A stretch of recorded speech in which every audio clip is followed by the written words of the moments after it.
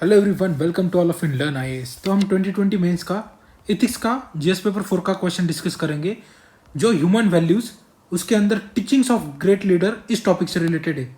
ये जो कोट है ये स्वामी विवेकानंद जी ने दिया था और इस कोट का आपके लिए क्या मतलब होता है ऐसा आंसर में बताना है। ठीक है, तो हम कोट पढ़ेंगे। कोट सिंस डिफिकल्ट लग रहा है लेकिन इसको हम अगर पार्ट्स में डिवाइड करेंगे तो हम अपने आंसर को सिंप्लीफाई कर सकते हैं। लेकिन इसका आंसर आप बुलेट पॉइंट्स में नहीं लिख सकते, आपको पैराग्राफ फॉर्म में ही लिखना पड़ेगा और इसको एक फिलोसॉफिकल व्यू देना पड़ेगा। ठीक है, जैसे एक फिलोसॉफिकल ऐसे या फिर कोई चीज़ होती है जिसमें सेंटिमेंट्स या फिर सेंसिटिविटी होती है, तो ऐसी चीज़ों से ही आपको ऐसा आंसर लिखना पड़ेगा।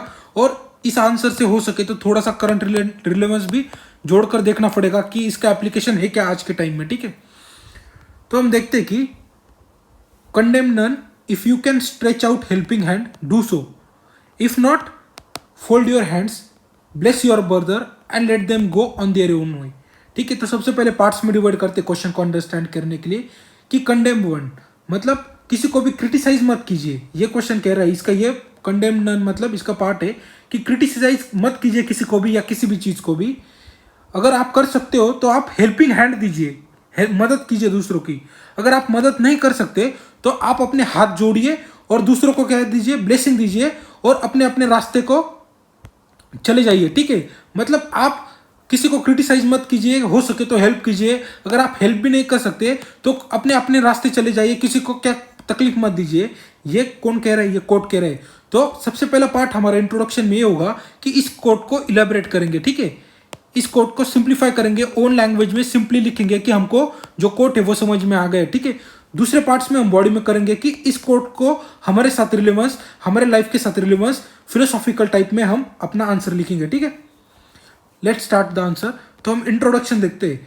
स्वामी को according to Swami Vivekananda, no person, no one और nothing should be criticise strongly for moral और अदर रीजंस। जो क्वेश्चन का जो पार्ट था कि कंडेम नम, उसको हमने एक लाइन में लिखा है कि किसी भी पर्सन को, किसी भी चीज को या फिर किसी को भी क्रिटिसाइज नहीं करना चाहिए स्ट्रांगली फॉर मोरल और अदर रीजन।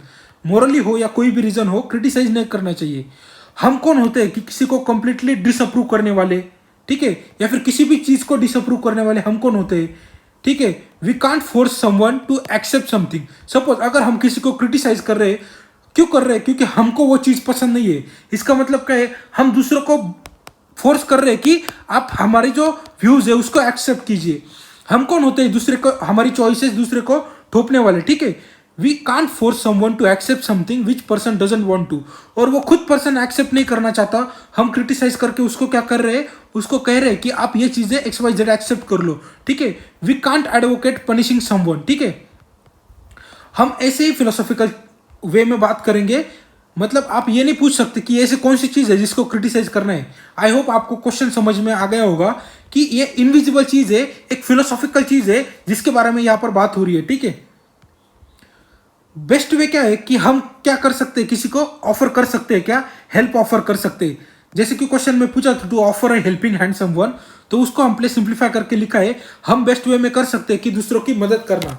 और helping have with the potential to better course, जैसे कि and the conclusion of the event is the most valuable move, कि अगर हम किसी को हेल्प करते हैं तो एक बहुत अच्छा पोटेंशियल होता है बेटर कोर्स में, और इससे जो इवेंट्स है वो वैल्यूएबल मूव की तरफ चले जाते हैं। ठीक है, बॉडी में देखते हैं हम बॉडी में क्या लिखा है। बॉडी में लिखा है कि क्रिटिसिज्म जो है वो किसी को भी हेल्प नहीं करता। क्रिटिसिज्म मतलब कंडेम, जो क्वेश्चन ने पूछा था कि क्रिटिसिज्म किसी को भी हेल्प नहीं करता।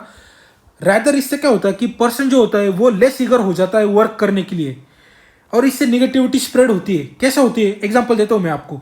सपोज कोई IAS ऑफिसर किसी डिपार्टमेंट में उसकी बदली हो जाती है और वो देखता है कि उसके डिपार्टमेंट पे जो फाइल्स है उसकी बहुत ज्यादा क्या पड़ा है, गट्टा का गट्टा पड़ा है, उसको बहुत ज्यादा काम करना है, और वो काम करने से पहले क्रिटिसाइज कर देता है कि ये डिपार्टमेंट में ऐसे ही होता है, इसके काम नहीं होते, इसकी फाइल्स पेंडिंग ही रहती है, ऐसा ऐसा ऐसा। तो इससे क्या होता है? इससे क्रिटिसिज्म से क्या होता है? अगर वो काम कोई क्रिटिसाइज कर दे तो इससे वो लेस ईगर हो जाता है कि वो काम करने का मन नहीं रहता उसका, और इससे निगेटिविटी स्प्रेड होती है, वो खुद से काम नहीं कर पाता। तो इसलिए किसी भी चीज को क्रिटिसाइज नहीं करना चाहिए। और दूसरी तरफ अगर हम किसी को हेल्प करते हैं तो इससे क्या होता है? इससे एक सपोर्ट मिलता है, इससे कॉन्फिडेंस मिलता है, इससे होप मिलता है कि जो दूसरा वाला पर्सन है वो हार्डवर्क करे। सपोज अगर हम किसी अपने कलीग्स को जाके मिलेंगे, आप कहेंगे यार ये काम कभी नहीं होता, तो वो भी क्या हो जाता है, निगेटिव हो जाता है, निराश हो जाता है, वो भी सोचता है कि ये काम वो नहीं कर सकता। लेकिन अगर आप उसको हेल्पिंग हैंड एक्सटेंड करें तो उसको सपोर्ट मिलता है, कॉन्फिडेंस मिलता है और वो खुद से हार्डवर्क करता है। और ये जो थिंकिंग है, इससे एक चेन बनती है, चेन ऑफ हेल्प, ठीक है, एक दूसरे की हेल्प करना। वेयर एज क्रिटिसिज्म से क्या मिलता है, क्रिटिसिज्म से सिर्फ मिलता है क्रिटिसिज्म, और हेल्प से बनती है हेल्प वाली चेन, ठीक है। इसलिए क्या करना चाहिए, हेल्प करना चाहिए, क्रिटिसिज्म नहीं करना चाहिए। If we are not in a position to offer help, अगर हम हेल्प नहीं कर सकते लोगों की, तो आप एक रिस्पेक्टफुल ग्रीटिंग दे दो, ठीक है।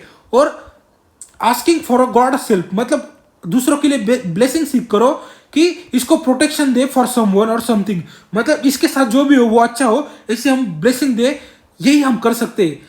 Either God will look favourably for them they deserve, मतलब अगर हमने ऐसी ब्लेसिंग दे दी तो उसके साथ जो होना है वो डिजर्व करता है वही होगा उसके साथ, गॉड उसके साथ अच्छा ही करेगा और वो खुद की केयर कर लेगा। कौन, वो पर्सन जिसकी हम हेल्प करना चाहते थे, अगर हम उसकी हेल्प नहीं कर सकते, हम उसको ब्लेसिंग दे दे, तो वो अपने आप से अपना रास्ता ढूंढ लेगा, ठीक है। मतलब वो मिस्टेक करेगा और अपनी मिस्टेक से सीखेगा, ठीक है। यहाँ पर दिया है पॉइंट कि वो मिस्टेक करेगा और वो अपनी मिस्टेक से सीखेगा और वो आगे बढ़ता चला जाएगा। लेकिन अगर हम हेल्प नहीं कर सकते तो हम उसको डिस्करेज भी नहीं करना चाहिए, ठीक है। ये कोट मोटे मोटे तौर पर कह रहे हैं। नेक्स्ट पॉइंट देखते हैं हम।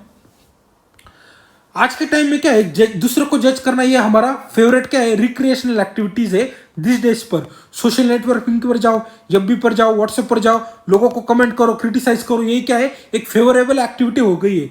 But we should from the perception without knowing the people we went through, मतलब हमको पता नहीं चलता कि दूसरा वाला आदमी जो है वो कौन से परसेप्शन से गुजर रहा है, कौन सी चीजों से गुजर रहा है, ये जाने बिना हम क्या करते हैं, उसको क्रिटिसाइज कर देते हैं before they reach where they are. मतलब देखो, फिर से पॉइंट को समझाता हूं कि हमको पता नहीं होता कि वो आदमी उस पॉइंट तक पहुंचने के लिए कितनी मुसीबतों का सामना कर चुका है, ये जाने बिना हम उसको क्या करते हैं, क्रिटिसाइज कर देते हैं। जैसे कि मैं हर बार कहता हूं कि आजकल टारगेट पे कौन है, जो फिल्म स्टार है, उसके जो बच्चे हैं वो नेपोटिज्म कर नाम पर बहुत ज्यादा लोग उनको क्रिटिसाइज करते हैं। लेकिन हर जो आदमी होता है उसके क्या होते हैं, उसकी एक जर्नी होती है, उसके हार्डवर्क बहुत अलग होते हैं। हम किसी को भी जज नहीं कर सकते कि मेरा हार्डवर्क आपसे ज्यादा है या आपका हार्डवर्क मेरे से कम है। हर कोई खुद के मुकाम तक पहुंचने के लिए बहुत मेहनत करता है। इसके लिए क्या है कि इसके लिए किसी को भी हम जाने बिना क्रिटिसाइज करना ये अच्छी चीज नहीं है, ठीक है। होली बाइबल कहता है कि डू नॉट जज और यू विल बी जज। अगर हम दूसरों को जज करेंगे तो हम खुद भी जज हो जाएंगे, ठीक है। हमको खुद को भी कोई तो भी जज कर लेगा। For the same way judging the other you will be जज। सो क्या करना चाहिए, हमको किसी को हेल्प करनी चाहिए, ठीक है। We are blessed to bless other, हमको ब्लेसिंग मिली है, हम खुद ब्लेस है इसलिए हम दूसरों को ब्लेस कर पाते हैं। So from our words and actions we should flow the blessings. हमारे वर्ड से और एक्शन से, मतलब हमारे एक्शंस और वर्ड, इन दोनों चीजों से एक ही चीज फ्लो होनी चाहिए, वो फ्लो होनी चाहिए ब्लेसिंग्स। और जिससे क्या होता है, जिससे फ्लो होता है इंकरेज, इससे फ्लो होता है बिल्डअप, और इससे वैल्यूज बनती है दूसरों के लिए, ठीक है। तो ये कोट जो है एंड में हम कहेंगे, this quote is essentially about how we relate our fellow human beings. ये कोट ये कह रहा है कि हम हमारे फेलो ह्यूमन बींग्स को कैसे रिलेट कर सकते हैं, ठीक है। According to this quote we should have a liberal approach towards them, मतलब लोगों के लिए हम क्रिटिसिज्म नहीं, लेकिन एक लिबरल अप्रोच होना चाहिए, ठीक है।